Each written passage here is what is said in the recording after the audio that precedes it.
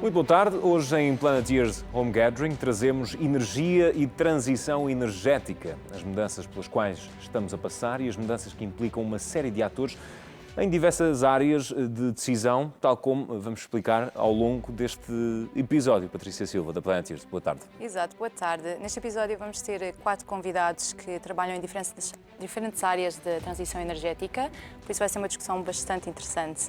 E aproveito desde já para convidar um desses intervenientes. Exatamente. Exatamente, é o professor Nuno Moreira da Cruz, do Centro de Liderança de Responsabilidade Social da Católica Lisbon. São palavras que vamos ouvir agora. A transição energética é seguramente o grande desafio dos nossos tempos e a forma como todos fomos capazes de lidar com isso marcará definitivamente, na minha opinião, os próximos capítulos da história do planeta. Isto porque a energia é a base de tudo. Como comemos, como nos vestimos, como nos movemos de A para B, como tomamos banho, acaba por ser o epicentro da solução para as duas grandes questões pendentes, as alterações climáticas e as desigualdades sociais. As alterações climáticas por razões óbvias. As emissões de CO2 continuam a aumentar, 0,5% nos 2 últimos anos. Depois, se juntarmos o transporte com a produção de eletricidade, o consumo da indústria, tudo isto representa 80% dessas emissões. E sabemos nós que é o petróleo, o gás natural e o carvão que são as fontes essenciais da produção de energia. O consumo do petróleo, por exemplo, continua a ter um crescimento médio de 1,3 nos últimos 10 anos. Mas as desigualdades sociais também têm muito na base as desigualdades no acesso a fontes limpas de energia e, portanto, aqui a transição energética, feita de uma forma, esperemos, mais amiga do ambiente, tem uma importantíssima palavra a dizer. Eu acredito que, felizmente, as grandes multinacionais do oil and gas estão a assumir definitivamente esta realidade e a entender que sem planeta, por simplesmente, não há negócio. Um bom exemplo é o caso da BP, que acaba de anunciar no princípio do ano a sua nova estratégia, aquela que eles chamam o seu novo purpose, o propósito, que eles chamam Reimagining Energy, onde eles têm um compromisso de net zero emissions by 2050. Os detalhes de como lá chegar estão a ser definidos e o mercado espera-os com expectativa. Saberemos disto antes do final do ano, em que consistem estes detalhes para chegar a essas net zero emissions. Mas é de facto a empresa que está a liderar este novo caminho e a seguir, desde o princípio do ano, já várias outras vieram anunciar mais ou menos o mesmo. A Shell, a Chevron, a Total, entre outras, vieram anunciar exatamente o mesmo.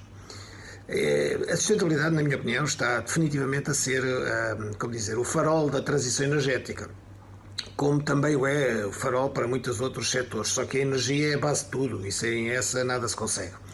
Estes 3 eixos da sustentabilidade, que estamos a falar da sustentabilidade económica, da sustentabilidade social, da sustentabilidade ambiental, são indissociáveis hoje em dia. Claro que sem sustentabilidade económica nunca haverá sustentabilidade social e ambiental, mas o que é cada vez mais verdade é que sem sustentabilidade social e ambiental também não haverá nunca sustentabilidade económica. Ouvimos as palavras do professor Nuno Moreira da Cruz, da Católica Lisbon, e vamos agora focar as atenções num projeto concreto que está a ser realizado por cá com o Mark Rester, que já trabalha há mais de uma década em Portugal em projetos de renováveis. Atualmente está a liderar o projeto Green Flamingo, que, no fundo, é um projeto inovador que assenta em hidrogénio verde, em Sines. Marco, muito boa tarde, obrigado por se juntar a nós. Desde logo, pergunto-lhe qual é que é a relevância do hidrogénio na transição energética e se nos pode dar também mais pormenores sobre o Green Flamingo. Sim, senhor, muito obrigado pelo convite. Desde já, portanto, o mundo tem que descarbonizar e essa descarbonização não acontecerá só através da eletrificação. A eletrificação talvez poderá ir até uns 50% do nosso sistema energético, mas o restante será impossível eletrificarmos. Portanto, e teremos que encontrar uma outra forma de descarbonizar, portanto, o resto desse setor de energia, que tem muito a ver com a indústria, transporte, etc. Acontece que o hidrogênio portanto, a molécula ideal para efetuar essa descarbonização, nomeadamente porque podemos produzi-lo através de energia solar e eólica, portanto zero carbono, e através de utilização de equipamentos de eletrólise, produzindo só, portanto, o hidrogênio verde, chamado verde, sem carbono, e oxigênio. Ora bem, isto é o que nós chamamos a terceira grande oportunidade, não é só desafio, mas oportunidade da transição energética, depois do solar e do eólico. Portanto, a Europa tem identificado, e muito bem, essa grande oportunidade económico-tecnológica e quer pôr-se à frente dessa terceira vaga, digamos, da transição energética. Ora, o projeto Green Flamengo é um projeto que nós temos vindo a desenvolver desde há 1 ano e meio atrás, mais ou menos, depois de ter já mais anos trabalhado, portanto, em apoio do crescimento, da utilização do hidrogênio verde. E, de facto, é uma estratégia que prevê utilizar o recurso ideal solar, nomeadamente que nós temos em Portugal e, eventualmente, Espanha, para produzir um hidrogênio zero carbono muito competitivo ao nível de custo, tendo em conta que 80% do custo do hidrogênio verde deriva do custo, portanto, da eletricidade, e isso, como sabemos, temos uma eletricidade, nomeadamente solar, muito competitiva em Portugal, que se pode traduzir num hidrogênio verde muito competitivo também. Ora, a estratégia prevê, então, utilizarmos esse hidrogênio verde cá dentro do próprio país para a descarbonização, mas também como uma exportação para o que é, de facto, o maior cluster industrial do mundo, que fica, nomeadamente, entre Holanda e Alemanha. Exatamente, Marco, e tendo em conta a dimensão deste projeto, Portugal está a assumir-se como um ator pioneiro na cena mundial no uso desta tecnologia? Eu diria, talvez não pioneira, mas, portanto, ambicioso. E isto é muito bom porque, de facto, temos as condições para tornar o país num exportador de energia verde, que é muito difícil ser feito somente através de produção de eletricidade, uma vez que não existem ligações de redes elétricas suficientes, portanto, para exportarmos toda a capacidade de eletricidade verde que nós podemos eventualmente produzir. No entanto, através da transformação da eletricidade em hidrogênio verde, temos uma capacidade muito maior, portanto, para exportarmos essa energia verde para outros países que o precisam, porque não conseguem produzir o suficiente para descarbonizar as suas economias. E estou a falar, nomeadamente, naqueles países do norte da Europa, Holanda, Bélgica, Luxemburgo, Alemanha, que têm um consumo muito grande de energia e não têm o espaço, portanto, para produzir a sua própria energia limpa. Obrigado, Marco.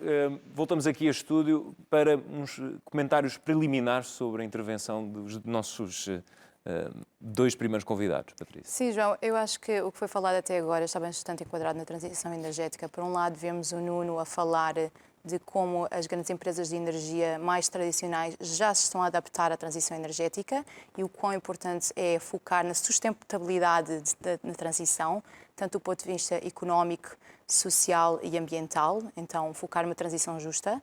E pela intervenção do Marco, vemos também a importância do hidrogênio produzido por energias limpas. Vemos a importância disso na transição em indústrias que são mais difíceis de descarbonizar. Vemos então também Portugal como não um pioneiro, mas muito à frente no desenvolvimento destas energias. E também queria salientar aqui que o Plano Nacional para o Hidrogênio foi recentemente aprovado em Portugal, por isso vamos ver muitos desenvolvimentos na área de hidrogênio em Portugal nos próximos anos, por isso estamos num local bom para o desenvolvimento. E vamos ver agora também a perspectiva do cidadão e como é que os cidadãos se podem também tornar atores ativos na transição energética com o projeto GoParity do Nuno Brito Jorge. Vamos ouvir. A GoParity é uma plataforma de investimentos de impacto. De forma resumida, aquilo que nós fazemos é dar a qualquer pessoa ou empresa a possibilidade de investir em projetos na área da sustentabilidade com um retorno financeiro. Nós temos uma visão muito clara para a transição energética, acreditamos num futuro 100% renovável, com produção energética descentralizada, ou seja, por exemplo, a produção de eletricidade próximo dos locais de consumo, mas também num consumo o mais eficiente possível, porque o quilowatt-hora mais barato, como costumamos dizer, é aquele que não é utilizado. O que nós fazemos para ajudar a impulsionar esta transição energética é dar o acesso a financiamento a empresas e organizações, por exemplo, o IPSS e outras organizações sem fins lucrativos, a capital para poderem investir na melhoria da sua própria performance energética e, por outro lado, para pessoas e empresas na categoria de investidores, damos a possibilidade de obterem um retorno financeiro através de investimentos à sua medida neste tipo de projetos, por exemplo, projetos de energia solar ou projetos de troca para iluminação de baixo consumo, e que, por exemplo, pode levar a que alguém que não tenha um telhado na sua própria casa continue a poder ganhar dinheiro ao investir em projetos de energia solar nos telhados de terceiros. Portanto, sabemos que estamos a ter um impacto positivo, além de estar a rentabilizar o nosso capital com uma coisa que é boa para a sociedade, para o planeta e para a nossa carteira. Nuno Brito Jorge, da GoParity, e Patrícia Silva, porque é que projetos como este são também um pouco a janela para o futuro, digamos assim? Bem, antes de mais, João, eu apoio muitos projetos de empreendedorismo em Portugal, especialmente na área de energia renovável, porque nós temos um país numa localização geográfica e com as condições ideais para desenvolver estes projetos. Em Portugal, o que eu vejo, há mais investimento nesta área de empreendedorismo, mas acho que precisamos de ainda mais apoio financeiro para desenvolvimento de projetos de startups e outros.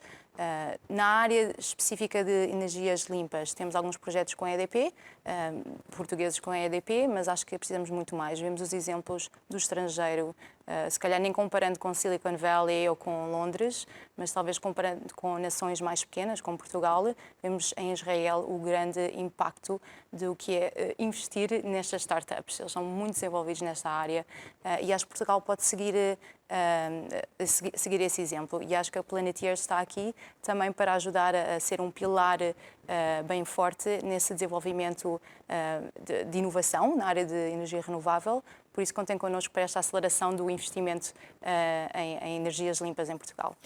E quem também trabalha muito com novos meios para gerar energias limpas é o nosso próximo convidado, o Ricardo Rato, do ISQ. Ricardo, muito boa tarde. Tem trabalhado e lidera, no fundo, as atividades de Research and Innovation no ISQ. O que é que nos pode dizer sobre aquilo que é o seu trabalho mais em concreto e como é que está enquadrado naquilo que estamos a discutir aqui hoje? Antes de mais, muito boa tarde e agradecer o convite para participar nesta sessão. Eu vou começar brevemente por introduzir o ISQ. O ISQ é uma entidade nacional privada com cariz tecnológico que desenvolve atividade quer a nível nacional, quer a nível internacional e caracteriza-se por indústria, tecnologia e inovação. A nossa missão é efetivamente apoiar a indústria a dar resposta aos seus desafios com base em tecnologia inovadora e é isso que estamos a fazer também na área da transição energética. Muito foi falado num caminho para a transição energética e nós apoiamos a indústria na construção desse caminho com soluções para tornar a transição energética uma realidade. Na área da energia, o ISQ trabalha desde a produção de energia a transporte de energia e à utilização de energia, dando apoio, lá está, com soluções para otimizar toda esta cadeia de valor. Mais concretamente, na componente da produção de energia, nós temos vindo a apoiar com soluções ao nível da avaliação da condição dos ativos que produzem energia, nomeadamente para maximizar a sua disponibilidade, isto é, aumentar o número de horas que eles poderão produzir ininterruptamente e sem falhas, e igualmente aumentar a sua eficiência e a sua segurança. Tradicionalmente temos trabalhado com as centrais termoelétricas, mas mais recentemente estamos a desenvolver soluções para este novo boom das energias renováveis e, como foi aqui falado, em Portugal tem crescido imenso a produção solar fotovoltaica e nós desenvolvemos tecnologia com base em drones e que recolhe imagens termográficas para perceber exatamente em que ponto, em que estado é que estão cada um dos painéis de uma central e assim perceber a sua condição e melhorar a sua eficiência. E pode falar, desculpa, Ricardo, e tem outros projetos também mais criativos, como esse que acabou de mencionar, sobre os quais possa falar nesta altura? Tenho sim. De igual maneira, ainda na parte da produção, para a componente eólica offshore, que estão sujeitos a um ambiente adverso,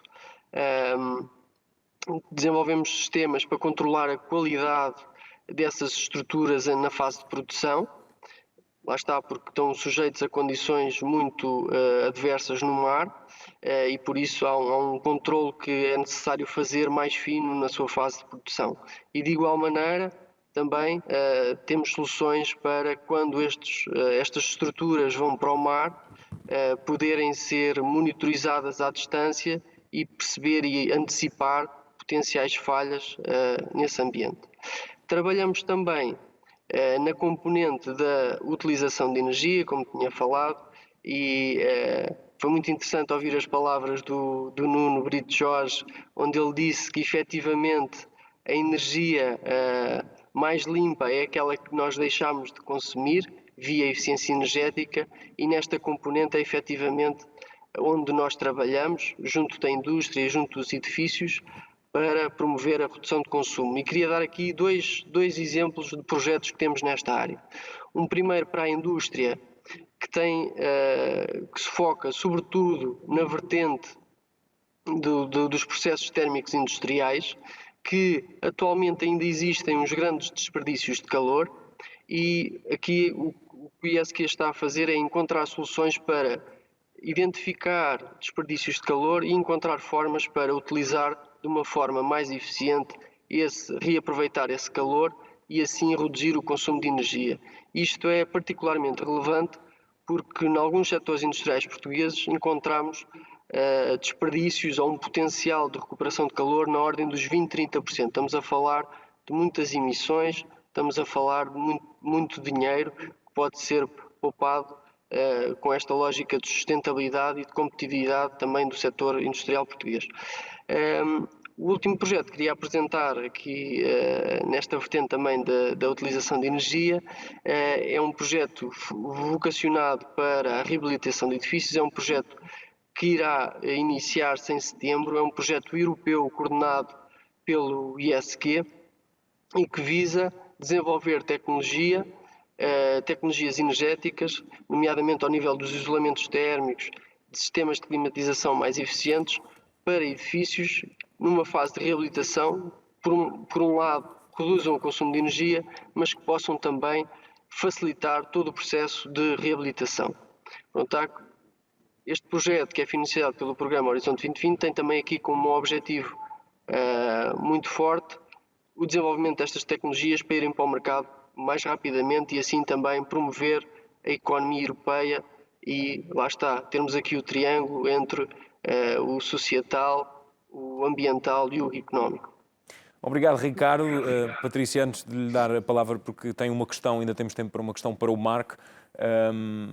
Estamos aqui, acabámos de ouvir também com a intervenção do Ricardo, mas dos nossos outros participantes, como é que, faz-nos recordar como é que a própria Comissão Europeia, nos últimos anos, tem apostado não só na área de Research and Innovation, tivemos um comissário português titular dessa pasta, mas também toda a prioridade dada à transição energética, à economia verde.